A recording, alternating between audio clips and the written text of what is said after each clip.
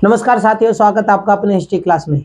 साथियों, आज हम ऋग्वेद यानी वैदिक काल के बारे में जानेंगे। इसके बारे में जानेंगे वैदिक काल। वैदिक काल मेरे प्यारे साथियों, पिछली वीडियो के माध्यम से हमने आप लोगों को बताया था कि ऋग्वेद के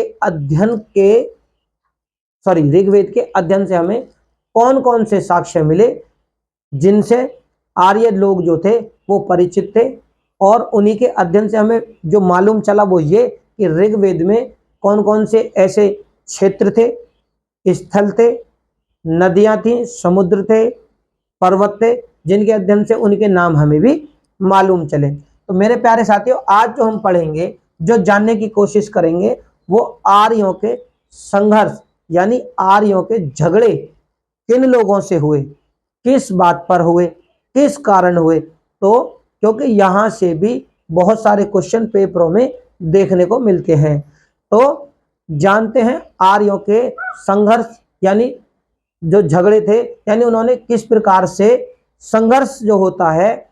एक तो होता है कार्य का संघर्ष, कार्य किसी कार्य को करने में जो संघर्ष किया जाता है। दूसरा संघर्ष होता है विस्तार के लिए संघर्ष।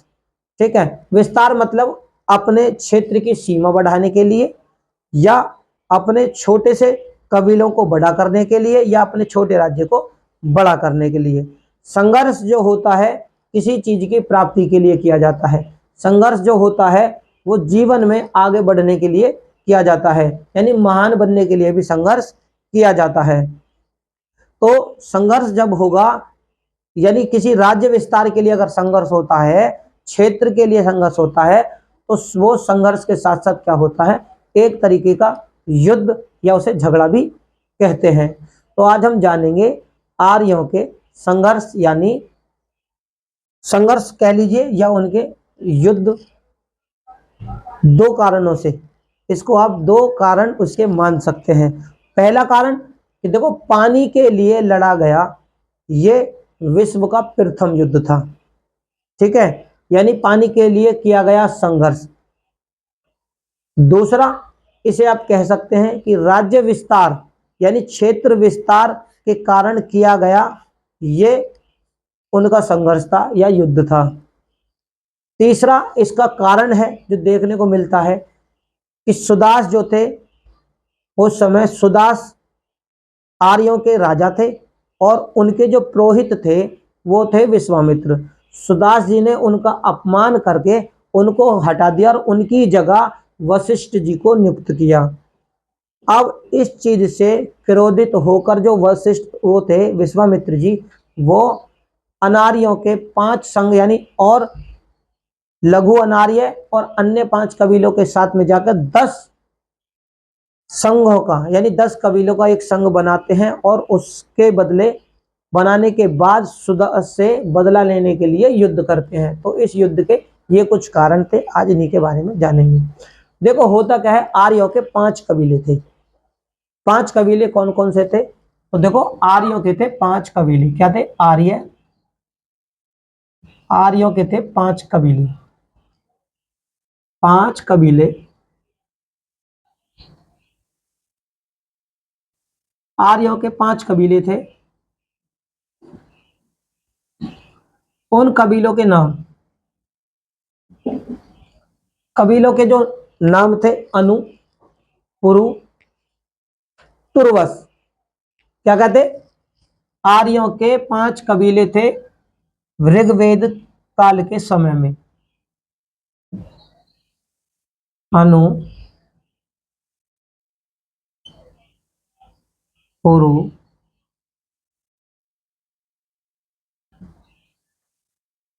तुर्वस, यदु और द्रहयु। कौन से थे? यदु और द्रहयु।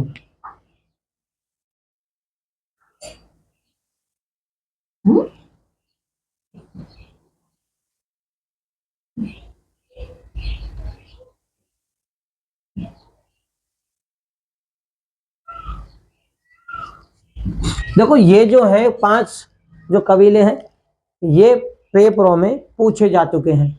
ठीक है ना, ये पेपरों में पूछे गए हैं। इसलिए मैं आपसे फिर एक बार कह देता हूं, यदु। अब कबीले कौन कौन थे? अनु, पुरु, तुर्वस, द्रहयु और यदु। ये जो 5 कबीले थे ऋग्वेद में आर्यों के, इन्हीं 5 कबीलों को क्या कहा गया था? यही कबीले पांचों मिलकर बने पंचजन। क्या कहलाए? पंचजन। ऋग्वेद में यही पांचों पंचजन कहलाए। अब होता क्या है, इन कबीलों में सबसे श्रेष्ठ भी कबीले थे। कौन कौन से? भरत, त्रस्तु। कौन से थे? देखो, शासक कबीले, शासक, आप इन्हें वंश कह सकते हैं। शासक वंश के देखो 2 कबीले, एक तो भरत, ठीक है, और दूसरे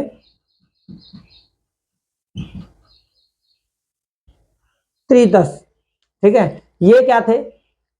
ये त्रितस जो थे, ये शासक वंश के, यानी उस समय ऋग्वेद में 5 कबीले थे और वो विख्यात कबीले थे, वो मशहूर थे, तो इसलिए उनके नाम थे अनु, पुरु, तुर्वस, द्रहयु, यदु।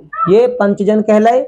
लेकिन इन्हीं कबीलों में ऋग्वेद के काल में 2 ऐसे वंश थे जो शासक वंश थे, एक भरत और एक तिरस्तस, ठीक है ना, त्रितस, ठीक है। अब ये क्या थे? इनके पुरोहित थे, ठीक है। पुरोहित कौन से थे? तो ये जो 2 वंश थे, इन दोनों वंशों का समर्थन करने वाले एक पुरोहित थे।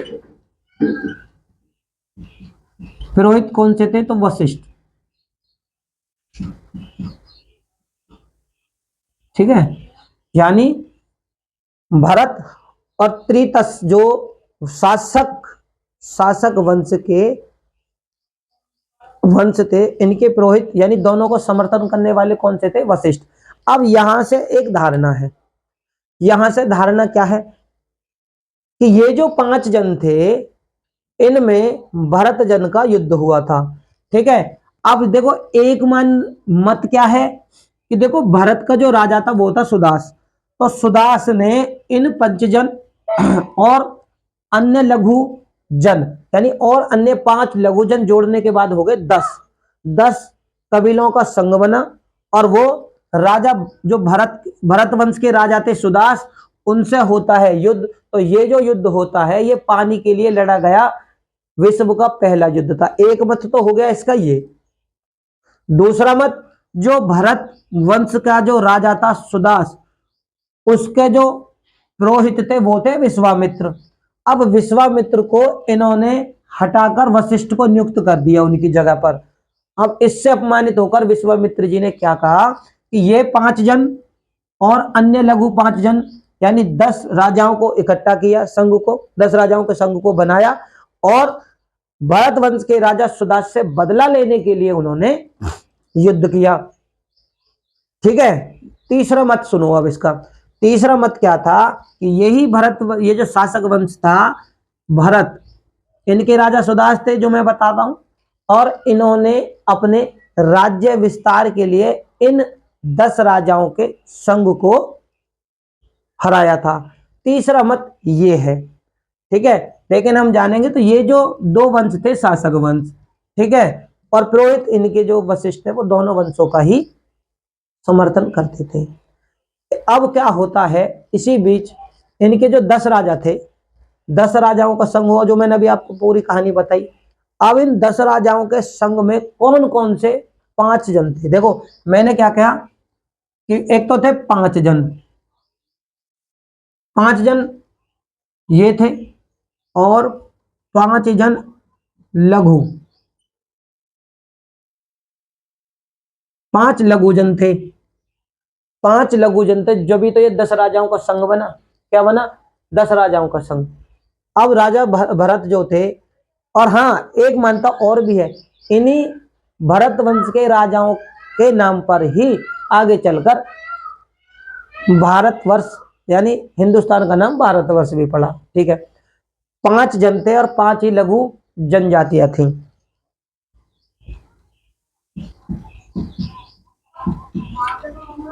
ठीक है। इन्हीं को मिलाकर इन्हीं को मिलाकर क्या हो रहा, इन्हीं को मिलाकर 5 जन और 5 लघु जनजातियों को मिलाकर 10 राजाओं का संघ बना। 10 राजाओं का संघ बना और यही संघ भारत वंश का राजा जो थे उनका नाम था सुदास, उनसे होती है इनकी लड़ाई। ठीक है, अब होता क्या है, 5 लघु जनजाति कौन सी थी उनके बारे में जान लो। अनिल, पथक, भलानस, कौन सी थी 5 लघु जनजातियां।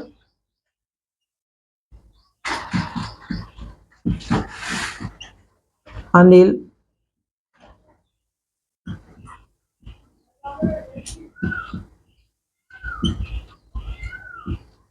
भलानस और शिव निश्चिणी, कौन थे। तो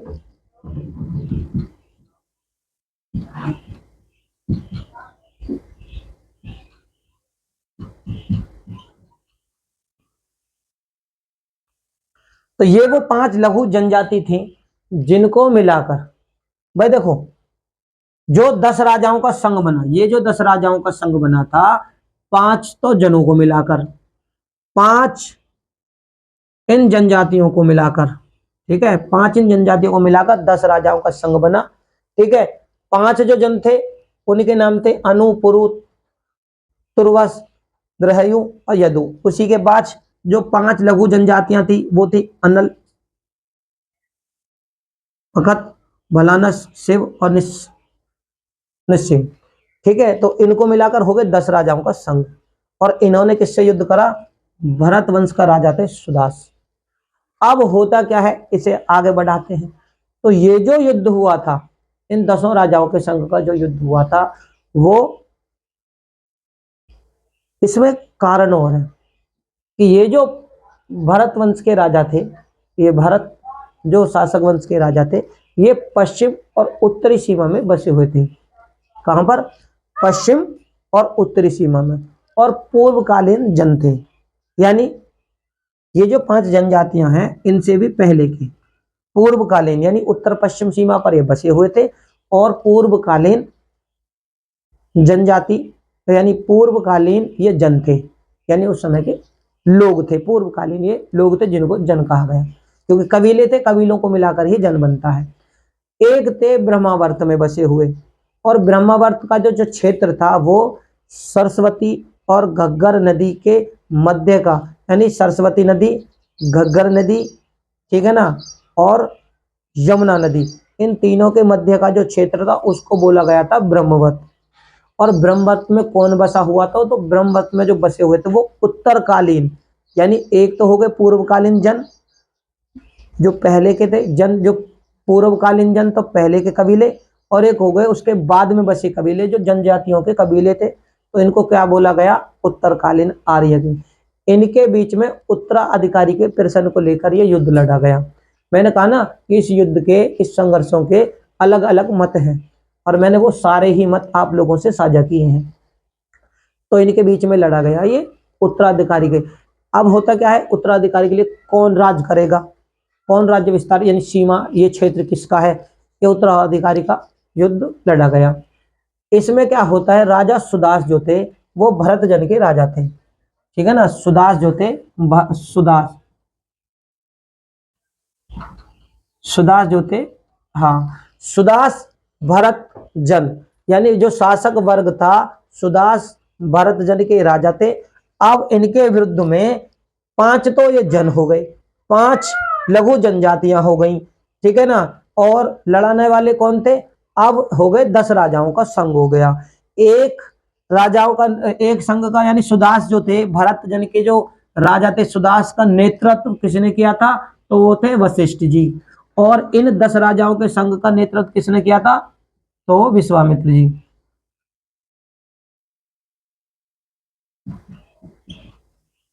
ठीक है ना, तो विश्वामित्र और वशिष्ठ 10 राजाओं की तरफ से तो विश्वामित्र जी इनके सेनापति मान लीजिए, कि उस समय सेनापति जी वशिष्ठ जी भरत जी के। अब भरत जी ने इन 10 राजाओं के संघ को कहां पर हराया, तो इनको हराया रावी नदी के तट पर।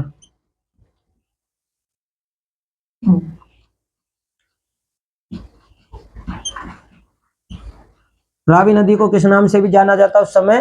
तो ऋग्वेद काल में रावी नदी को पुरुषनी नदी के नाम से भी जाना जाता है। तो रावी नदी के तट पर किसको हराया? 10 राजाओं के संघ को। अब इसमें भरत राजा जो थे वो जीत गए, ठीक है ना। अब 10 राजाओं का संघ हार गया और इन्हीं भरत राजाओं के नाम पर ही देश का नाम क्या पड़ा? भारत पड़ा।